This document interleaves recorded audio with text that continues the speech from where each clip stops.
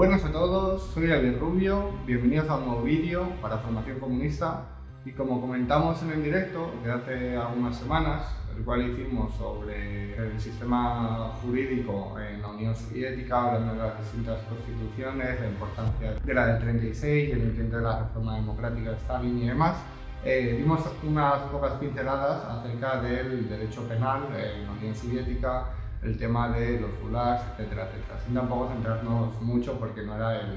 el tema del directo. Pero bueno, como a muchos de los que estabais en el chat os gustó ese directo y pidisteis saber si podíamos hacer un vídeo más extenso sobre esa temática, pues es la intención, así que lo prometí es deuda. Vamos a hacer el vídeo un poco hablando del derecho penal de la Unión Soviética, sobre todo que había o no código penal, los distintos tipos de pena que había y un poco lo que a la gente más le interesa, el tema de los gulags, los supuestos 100 millones de muertos del comunismo, cuáles son los autores que apoyan esas teorías de los 100 millones de muertos, en qué datos y fuentes se basan, para ver si es verdad o, como veremos más adelante, pues son mentiras más propias de un relato novelesco que de cualquier dato basado en fuentes primarias originales, estadística, etc. Dentro vídeo.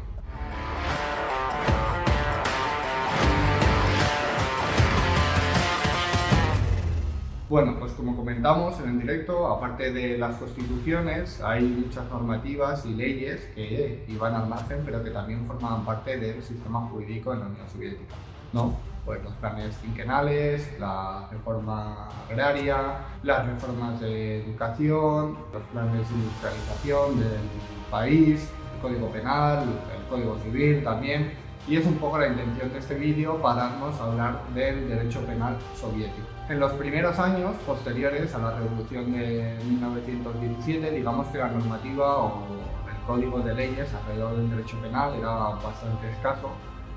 porque bueno, pues se deroga obviamente la normativa anterior y dadas esas lagunas legales, lo que se implementa es la conciencia revolucionaria para los jueces, que tienen que interpretar aquellas situaciones que todavía no están previstas por la ley en base al espíritu revolucionario de ir en pos de la revolución y obviamente combatir aquellas actividades contrarrevolucionarias. Sin embargo, en 1919 ya vemos que aparece la primera normativa penal, que es el fundamento del derecho penal de las repúblicas soviéticas, que posteriormente, tras la constitución de la Unión Soviética, en 1922 entrará en vigor el primer código penal. Vamos a ver algunas de las penas que contenía y cómo se estructuraba dicho código penal. Respecto de la pena de muerte, por ejemplo, que es uno de los mayores mitos, ¿no?, de que se imponía, digamos, prácticamente para todo tipo de delitos y de manera sistemática durante toda la vigencia de la Unión Soviética. La realidad es que la pena de muerte durante muchos periodos de la Unión Soviética estuvo abolida. En otros es cierto que se restauró, pero en su amplísima mayoría se aplicaba solo para los delitos tipificados como traición, sabotaje o espionaje del Estado. Hay que tener en cuenta de que obviamente la Unión Soviética se construye en un periodo especialmente convulso, el cual luego se acrecenta también con la Segunda Guerra Mundial o la Gran Guerra Patriótica, y obviamente esta serie de actos que ponían en peligro la pervivencia del Estado, igual que ocurría en la Unión Soviética, que ocurría en otros estados partícipes de la guerra, pues se castigaban con la pena de muerte. Una de las novedades que introduce este código penal es que redefine lo que viene a configurarse como acción delictiva o delito. Voy a leer literalmente la definición que hace el código penal. Por delito se entiende toda acción u omisión socialmente peligrosa que amenaza las bases del régimen y el orden jurídico soviéticos, establecidos por el poder obrero y campesino para el periodo de transición al régimen comunista. Otra característica a destacar es que el artículo 10 del mencionado Código Penal estableció el principio de aplicación analógica de la ley penal, con lo cual se trataba de evitar que ante la imposibilidad de prever todas las posibles formas de resistencia de la clase explotadora se aprovecharan de lagunas legales, máxime si se consideraba que se desarrollaba durante la época de la NEP, de la nueva política económica. Entonces, como veíamos anteriormente, ¿no?, el Código Penal ya preveía que había distintas situaciones que a lo mejor no estaban recogidas o tipificadas como delito en el Código Penal y por lo tanto, digamos que posibilitaba a los jueces hacer una aplicación analógica de determinadas situaciones que puedan ser enjuiciadas en base a otros delitos con los que exista una analogía, aunque esos no estén previstos, también teniendo un máximo respeto por esa conciencia revolucionaria de la que mencionábamos anteriormente. En relación al tipo de penas que se aplicaba, la verdad es que el Código Penal es bastante exhaustivo en el sentido de que detalla el número de penas o las distintas clases de penas que se pueden llegar a imponer y que son bastante amplias. Están configuradas en el artículo 32. Las voy a mencionar por arriba muy sucintamente. Las penas. Expulsión del territorio nacional soviético por cierto tiempo o por tiempo indeterminado. Privación de libertad con aislamiento o sin él. Trabajos forzados sin detención. Condena condicional. Confiscación de bienes completa o parcial. Multa. Privación de derechos. Expulsión de los cargos. Represión pública, imposición de la obligación de reparar el daño. Pues bien, como vemos, el Código Penal era bastante exhaustivo para la época y pese a la reforma grave que supuso y detallaba distintas clases de penas. Pero vamos a centrarnos en las penas que comportaban el envío a los campos de trabajo, conocidos comúnmente como Gulag, que no es otra cosa que la Dirección General de Campos y Colonias del Trabajo Correccional. Pues bien, después de 1930, el Código Penal respecto de las prisiones o el envío a prisión, digamos que regulaba distintas opciones. Los campos de trabajo, las colonias de trabajo del Gulag, las zonas especiales abiertas y la obligación de pagar multas. Quien era puesto bajo custodia por la presunta comisión de un delito, inicialmente era enviado a una prisión normal mientras se dilucidaba pues si realmente se había cometido ese delito o no y entonces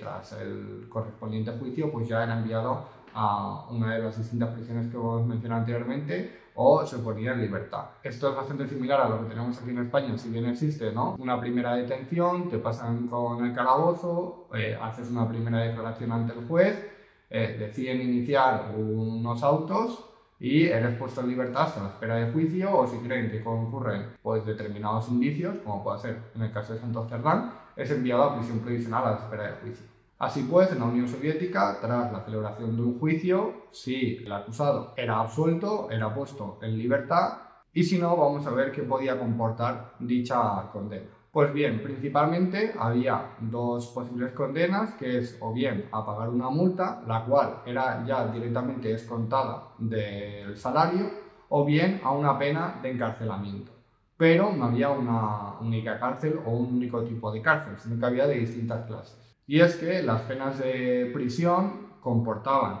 distintos tipos de prisión en función del delito cometido y su gravedad. A los campos de trabajo, comúnmente conocidos como gulags, eran enviados los criminales que habían cometido delitos más graves, como por ejemplo pudiera ser el homicidio, robos, violación, ¿vale? Y luego además a estos campos, comúnmente conocidos como gulags, también podía ser enviado por los delitos que comportasen actividades contrarrevolucionarias. De igual forma, los acusados a penas de prisión por delitos distintos a los mencionados anteriormente, cuando comportaban una pena de prisión superior a los 3 años de cárcel, podían ser enviados también a los propios gulags. De igual forma, los presos que eran enviados a estos campos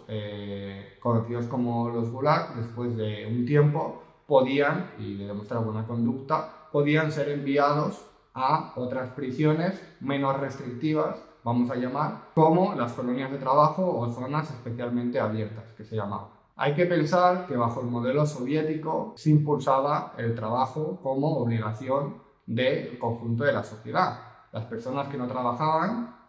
representaban una carga para la sociedad y por lo tanto había que promover que toda la gente aportase a la sociedad. A día de hoy puede ser un principio que choque con lo que vivimos en España o directamente en Europa, pero era el modelo de trabajo que se promovió precisamente por ese espíritu colectivo de aportar a la sociedad.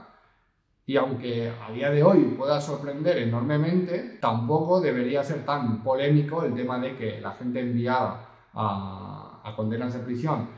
trabajase, primero porque lo hacía para aportar al conjunto de la sociedad y B, porque incluso mucha gente la que lo critica no le parece mal que, por ejemplo, a día de hoy en las cárceles españolas dentro se trabaja. Y sin embargo, ese trabajo muchas veces va a repercutir a empresas privadas y no al conjunto de la sociedad, que al final parte de la reinserción debería ser para que el preso pueda volver a aportar a la sociedad. Entonces, puede ser un modelo, digamos, punitivo o de prisiones con el cual no compartas, pero que muchas veces haga esa crítica mientras se ve con buenos ojos el sistema de prisiones, por ejemplo, que tenemos aquí en España, pues resulta del todo contradictorio. Y luego, respecto a las colonias de trabajo que mencionaba anteriormente, eran unidades mucho más pequeñas que los gulags, en los que había bastante mayor libertad que en estos, en los que los presos trabajaban pero podían formar parte de la sociedad civil en libertad. Así pues, a estas colonias de trabajo eran enviados presos con delitos más comunes que revestían una menor gravedad y que por lo tanto la pena de prisión era de menos años. Y ahora vamos a centrarnos en cuáles son algunos de los principales autores o ideólogos de la leyenda negra del comunismo y especialmente del asunto de los gulags y los millones de muertos. La principal figura de todo esto no es otra que Robert Conquest, que bueno, es el autor de dos obras que por desgracia son mundialmente famosas, que son El Gran Terror y La Cosecha del Dolor, en los que presuntamente hace un estudio muy contundente de los gulags y de los millones de muertos por el comunismo en la Unión Soviética. Pues bueno, lo primero que vemos en dicho libro es la ausencia de fuentes primarias y de datos en general, ya que la mayoría está basado en los testimonios de exiliados ucranianos que vivían en los Estados Unidos y que precisamente se habían ido de la Unión Soviética por colaborar con el régimen nazi en pleno periodo de la Segunda Guerra Mundial. Pues bueno, una de las primeras contradicciones que llama enormemente la atención es que, por ejemplo, en sus obras menciona de que el periodo comprendido entre 1932 y 1933 en Ucrania, a causa de las hambrunas, habrían fallecido presuntamente entre 4 y 5 millones de personas. Pues bien, luego posteriormente, durante la campaña para Reagan, porque este personaje hizo campaña para Reagan en los años 80, extiende el periodo de hambrunas en Ucrania hasta el 37 y sin embargo ya deja de hablar de 5 o 6 millones de víctimas para hablar de que realmente se produjeron 14 millones de víctimas. Otro de los ideólogos o de los principales autores de esta leyenda negra acerca de los gulags y en general del sistema penal en la Unión Soviética es el hombre de nombre y apellido impronunciable, es Alexander Solzhenitsyn. Bueno,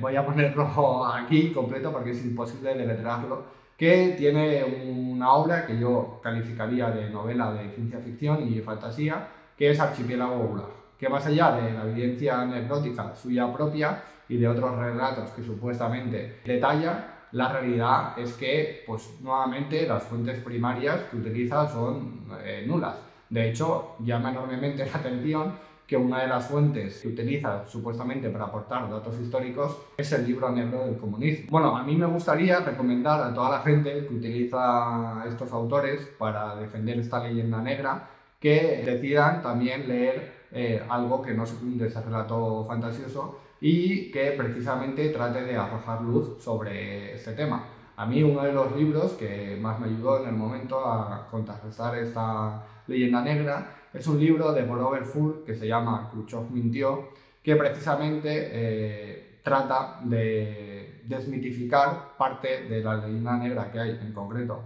contra Stalin, y uno de los apartados del libro habla precisamente del tema de las purgas, cuál fue la política realmente aplicada en la Unión Soviética, contrasta con los datos poblacionales y en general pues desmiente el relato de ciertos ideólogos anticomunistas que únicamente han cogido evidencias anecdóticas o relatos fantasiosos de vete tú a saber qué presos para tratar de socavar todo el progreso que hubo durante la Unión Soviética y evidenciar la falta de formación y de información que proporcionan en sus propias obras, que ni siquiera son capaces de ir a datos públicos, por ejemplo, del censo de la Unión Soviética, y como veremos a continuación es totalmente contradictorio el crecimiento poblacional con los supuestos 100 millones de muertos que ellos defienden. Pero vamos, una de las cosas que me gustaría atacar en esta tabla precisamente se muestra el número de presos que había en los gulags, diferenciando entre el tipo de presos según la comisión del delito y por años. Pues bueno, estas tablas, que son públicas, sin embargo, nada tienen que ver con el relato de estos autores fantasiosos. Por ejemplo, Robert Conques menciona que en 1950 en los gulags habían cerca de 12 millones de presos, que no sé yo de dónde se ha sacado este dato. De igual forma, por ejemplo, menciona que entre 1937 y 1939 en los gulags había cerca de 3 millones de presos, lo cual contrastaba enormemente con la realidad que muestra que en ese periodo había alrededor de 160.000 presos. Por no mencionar que el autor de Archipiélago Gulag habla en su obra de que los muertos en los campos en los gulags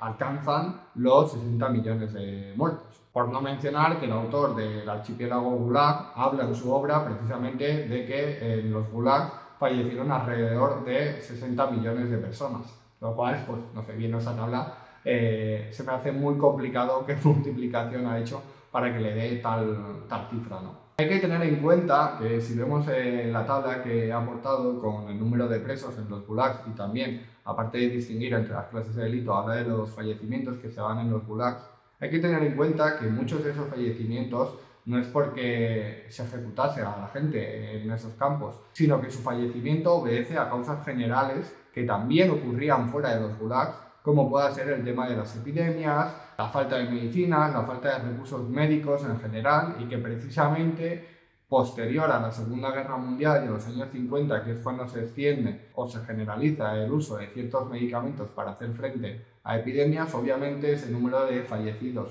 a causa de dicho motivo pues se reduce notablemente no solo en los gulags, sino en la sociedad soviética en su conjunto. Otro factor a tener en cuenta es que con estos datos de la tabla, ¿no?, la gente se puede hacer una idea errónea de decir ¿cuánta población presa había en la Unión Soviética? Pues bueno, hay que tener en cuenta que alrededor de los años 30 la Unión Soviética poblacionalmente tenía entre 160 y 170 millones de habitantes. Hay que tener en cuenta además el contexto internacional de ese clima de tensión previo a la Segunda Guerra Mundial, que obviamente ocasionaba que hubiera un mayor número de presos por esas actividades contrarrevolucionarias que podían hacer caer el Estado en su conjunto. Pero es que, aún así, si tomamos de referencia el número total de presos en relación al número total de habitantes o de personas de la Unión Soviética, veremos que el número de presos no pasa más allá del 2,4%. Pues bien, una breve reseña de noticias de la agencia FLT-AP, que precisamente habla o mencionaba el número de presos de Estados Unidos a finales de la década de los 90, en relación con la población total de los Estados Unidos, habla de que la población presa en dichos años representaba el 2,8%. Entonces, esta gente que habla de la excesiva criminalización que había dentro de la Unión Soviética, de los juicios totalmente sin ningún tipo de garantías y de el innombrable número de gente que era mandada a los gulags, pues contrasta con la realidad de estos datos. Y por último, simplemente no lo quería mencionar especialmente porque es que me parece un dato que es ridículo y que ninguna persona con un mínimo de formación creo seriamente que pueda defender, pero son los 100 millones de muertos en la Unión Soviética. Pues bueno, con esta tabla poblacional que muestra el crecimiento que se da en todas las repúblicas que integran la Unión Soviética, así como el crecimiento de la Unión Soviética en su conjunto, contrasta bastante con esta cifra de 100 millones de muertos. ¿Alguna persona en su sano juicio cree que la Unión Soviética pudo crecer poblacionalmente mientras se daba esta cifra de los 100 millones de muertos? O sea, es que es totalmente ilógico y irrisorio. Y precisamente muchos de los autores que defienden esta cifra de los 100 millones de muertos lo hacen, entre otras cuestiones, defendiendo que dentro de los 100 millones de muertos por el comunismo, por la Unión Soviética, se integran los fallecidos durante la Segunda Guerra Mundial. O sea, es que esto ya es ridículo a más no poder, y si precisamente la Unión Soviética durante un breve periodo de tiempo no creció con la misma rapidez que creció en otros periodos, fue a causa de la Segunda Guerra Mundial y del número de fallecidos que hubo en la misma. Así que nada, queríamos hacer este vídeo para explicar realmente, aunque sea un poco por encima, el derecho penal soviético, los distintos tipos de pena, los distintos tipos de prisiones, quiénes eran enviados a los jurados, quiénes eran enviados a otro tipo de prisiones, y desmitificar algunos de los mitos y leyendas que hay sobre los millones de muertos en el comunismo. Si os gustan este tipo de vídeos, hacérnoslo saber en los comentarios, compartir en el vídeo y nos vemos en el próximo vídeo. Un saludo.